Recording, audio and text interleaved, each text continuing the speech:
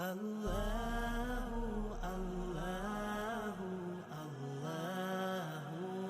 الله الرحمن الرحيم إن الحمد لله والصلاة والسلام على رسول الله أما بعد. محترم ناظرین و مشاہدین، السلام علیکم ورحمۃ اللہ وبرکاتہ۔ آج میں آپ کے سامنے سود سے متعلق چند باتیں عرض کرنا چاہوں گا۔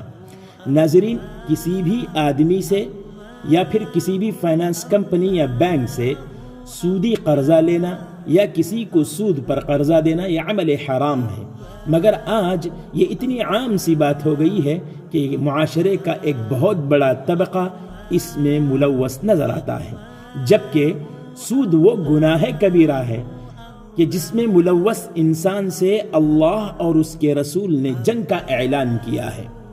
سود وہ بھیانک برائی ہے جو زنا اور بدکاری سے زیادہ خطرناک ہے۔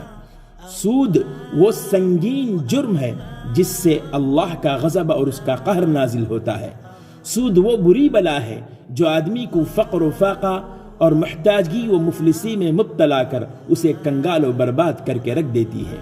سود ادا کرنے والا، مال سود حاصل کرنے والا اور سودی معاملے پر گواہ بننے والا، ان سب پر اللہ تعالیٰ کی لعنت اترتی ہے۔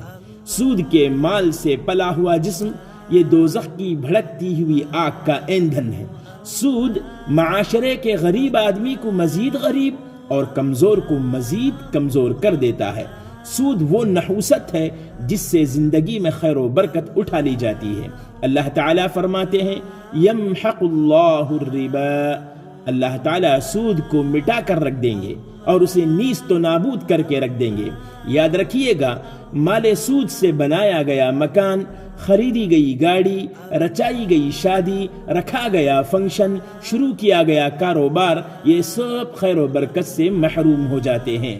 لہٰذا اس سے بچنے کے لیے ہمیں سب سے پہلے اپنی خواہشات پر کنٹرول کرنا، مشکل اوقات میں ہمت اور صبر سے کام لینا اور زکوٰۃ ادا کرنے کے سسٹم کو بہتر سے بہتر کرنا ہوگا اور پورے سودی سسٹم کے خلاف ایک مضبوط دیوار بن کر کھڑا ہونا ہوگا۔ اللہ تعالی ہمیں سود کے گناہ سے بچائے اور زکوٰۃ بہتر طریقے سے ادا کرنے کی توفیق عطا فرمائے۔ آمین وآخر دعوانا الحمد للہ رب العالمین، والسلام علیکم ورحمۃ اللہ وبرکاتہ۔